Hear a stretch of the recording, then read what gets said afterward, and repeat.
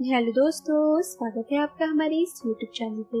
दोस्तों, कहानी शुरू करने से पहले एक जरूरी बात, अगर आपने चैनल को सब्सक्राइब नहीं किया है तो पहले आप जल्दी से चैनल को सब्सक्राइब कर दीजिए ताकि आपको हमारी आने वाली नई नई कहानियों की जो नोटिफिकेशन है वो आपको सबसे पहले मिलती रहे। तो चलिए दोस्तों, बढ़ते हैं हमारी आज की कहानी की तरफ। हमें उम्मीद है आपको हमारी ये कहानी जरूर पसंद आएगी। एक शाम मैं सीढ़ी पर अपनी मनपसंद फिल्म बंदनी देख रही थी कि सामने मैंने अपने सामने के खाली पड़े 2 मंजिले मकान के सामने ट्रक रुकने और कुछ देर बाद अपने दरवाजे पर दस्तक पड़ते ही मैं समझ गई कि अब मैं फिल्म पूरी नहीं देख पाऊंगी। चिंतापूर्ण मैंने दरवाजा खोला तो सामने ट्रक ड्राइवर को खड़े पाया। वह कह रहा था कि सामने जब रस्तोगी साहब आ जाए तो उनसे कह दीजिएगा मैं कल आकर किराया ले जाऊंगा। मैं कुछ कहती इससे पहले वह चला गया।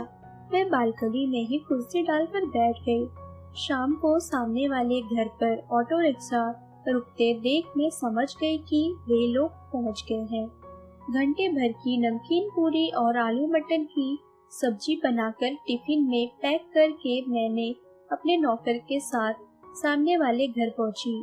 डोरबेल बजाने पर 5 साल की बच्ची ने दरवाजा खोला। तब तक रस्तोगी जी अपनी पत्नी सहित वहीं आ पहुँचे।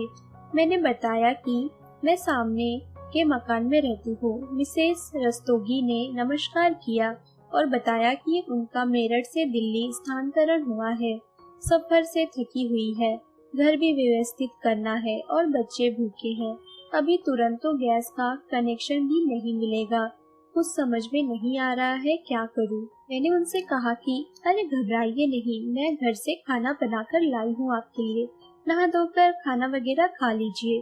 वैसे मेरे घर में एक अतिरिक्त सिलेंडर है, फिलहाल उससे काम चला लीजिएगा। बाद में कनेक्शन मिलने पे वापस कर दीजिएगा। इस तरह मेरा परिचय रस्तोगी जी के परिवार से हुआ। उन्होंने अपने तीनों बच्चों का नाम पास के मिशनरी स्कूल में लिखवा दिया था। धीरे धीरे वे लोग नए माहौल में एडजस्ट हो गए। मेरे चारों बच्चे अपनी पढ़ाई में लगे रहते थे। बेटी पारुल ने मैट्रिक का इम्तिहान दिया था। प्रिया बीकॉम कर रही थी। पीयूष एमबीए और अनुराग मैकेनिकल इंजीनियरिंग कर रहा था। इस तरह सभी अपने में व्यस्त थे। कभी कभार मैं सामने रस्तोगी जी के घर उनकी पत्नी से गपशप करने पहुंच जाती। कभी वह मेरे घर आ जाती। 27 वर्षीय अमृता बहुत जिंदा दिल औरत थी, हमेशा हंसती और हंसाती रहती। मैंने घर में ही बाहर के कमरे में ब्यूटी पार्लर खोल रखा था। अमृता पार्लर के कामों में मेरी मदद भी किया करती थी। इधर 3-4 दिनों से वह मेरे घर नहीं आ रही थी, तो मैंने उसके घर पहुंच गई पता लगाने के लिए कि आखिर वो मेरे घर क्यों नहीं आ रही है। डोरबेल बजाने पर एक अपरिचित चेहरे ने दरवाजा खोला। मैं अंदर गई। तभी किचन से ही अमृता ने दरवाजा और आवाज लगाकर मुझे वहीं बुला लिया। मैं किचन में गई। अमृता आलू गोभी के पकौड़े तल रही थी। उसी ने बताया कि उसकी छोटी बहन प्रीति का दाखिला उन लोगों ने ही यही कराने का फैसला किया है। कॉलेज के हॉस्टल में रहने के बजाय वह उनके साथ ही रहेगी। अमृता का अब पार्लर या मेरे घर आना बहुत ही ज्यादा कम हो गया था। अब वह बहन, बच्चे और पति की तीमारदारी में ही लगी रहती थी। कभी घर आती भी तो अब भी अपनी बहन प्रीति को फेशियल या हेयर कटिंग कराने के लिए आती। मैं उससे कहती, अमृता कभी अपनी तरफ भी ध्यान दिया करो। अपने सी वाले अंदाज में वह कहती, मुझे कौन सा किसी को दिखाना है, प्रीति को कॉलेज जाना पड़ता है, इसे ही ब्यूटी ट्रीटमेंट दीजिए। प्रीति नाम के की खूबसूरत थी, गोरी लंबी सुदारदीन गर्दन और प्यारी थी। उसके लंबे घने बाल थे। दिखने में बेहद खूबसूरत थी। मैं अपने घर और पार्लर में व्यस्त थी। अमृता का आना मेरे घर तो बिल्कुल खत्म हो गया था। एक दिन मैं पारुल के साथ शॉपिंग के लिए निकली हुई थी कि मार्केट से सटे सामने वाले क्लिनिक की सीढ़ियों से उतरते अमृता को देखा। शुरू में तो मैं उसे पहचान भी नहीं पाई। कभी भरे चेहरे वाली अमृता सिर्फ हड्डियों का ढांचा नजर आ रही थी। जब तक मैं उस तक पहुंचती, उसकी टैक्सी दूर निकल गई थी। शाम को मैंने उसके घर जाने का निश्चय किया। मैं उसके घर गई तो मुझे देखकर उसे भी खुशी नहीं हुई। वह दरवाजे पर ही खड़ी रही तो मैंने ही कहा, क्या अंदर नहीं बुलाओगी? हिचकते हुए वह दरवाजे से हट गई। मैं अंदर घुसी ही रही थी कि रस्तोगी और प्रीति की सम्मिलित हंसी गूंज उठी। अमृता लगभग खिंचते हुए मुझे अपने कमरे में ले गई। मैंने ही शुरुआत की, सच सच बताना अमृता, क्या बात है? जोर देने पर जैसे रुका हुआ बांध टूट पड़ा। उसने कहा, दीदी आपने सही कहा था, मुझे खुद पर भी ध्यान देना चाहिए था। मैंने कभी जिस बात की कल्पना भी नहीं की थी वह हुआ। प्रीति और विजय में गलत रिश्ता बन चुका है। मैं जब प्रीति को वापस भेजने की बात करती हूँ तो प्रीति तो कुछ नहीं कहती, पर विजय मुझे मानसिक और शारीरिक दोनों रूप से कष्ट देते हैं। कहते हैं प्रीति नहीं जाएगी, तुम्हें जाना हो तो तुम जाओ। प्रीति प्रत्यक्ष में कुछ नहीं कहती, पर अकेले में मुझे घर से बाहर निकालने की जिद विजय से करती है। मैं सुनकर न रह गई। मैं तो डॉक्टर के पास भी गई थी। घर में यह स्थिति है और मैं प्रेग्नेंट हूँ। मैं इससे छुटकारा पाना चाहती हूँ, पर डॉक्टर ने कहा तुम बहुत कमजोर हो, ऐसा नहीं हो सकता। मैंने कहा, तुम इतनी कमजोर कैसे हो गई हो? उसने कहा, सब समय की मार है। 6 महीने बीत गए। एक रात 12 बजे विजय रस्तोगी खापता हुआ मेरे घर आया।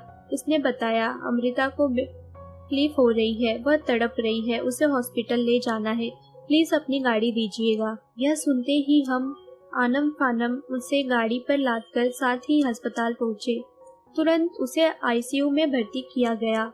थोड़े समय बाद उसने एक पुत्र को जन्म दिया। 4 घंटे बाद वह होश में आई तो उसने सिर्फ मुझसे मिलना चाहा।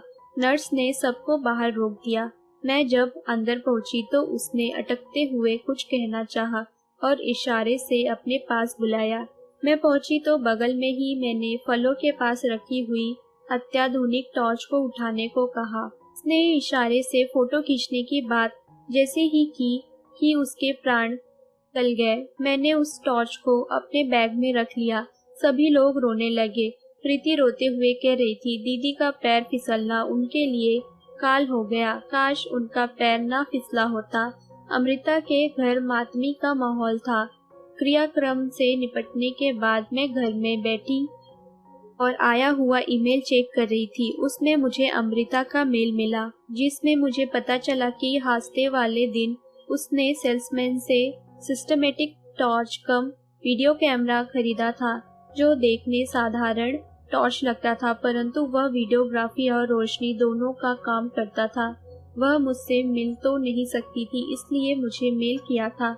मैंने उसकी टॉर्च को उलट पुलट कर देखा तो उसमें मुझे एक कैसेट मिला। मैंने उसे सीडी में लगाया। ऑन करके मैंने यह देखकर दंग रह गई कि उसमें विजय रस्तोगी और प्रीति लात घुसों से अमृता की पिटाई कर रहे थे। रस्तोगी की लात जोर से पेट में पड़ने से अमृता छटपटाई हुई फर्श पर गिरकर बेहोश हो गई। पूरा फर्श खून से लाल होने लगा था। महंगी टॉर्च की असलियत जाने बगैर दोनों ने अमृता को फिजूल खर्ची के लिए पिटाई की थी। मैंने तुरंत हरिया को भेजकर अमृता के मम्मी पापा को अपने घर पर बुलाकर उन्हें कैसेट दिखलाया, जिसे देखकर उन्होंने सिर पीट लिया। सहसा उन्हें विश्वास ही नहीं हो रहा था कि प्रीति ऐसा घृणित कार्य कर सकती है, वो भी अपनी सगी बहन के साथ। परंतु आंखों देखी को कौन झुठलाया नहीं जा सकता।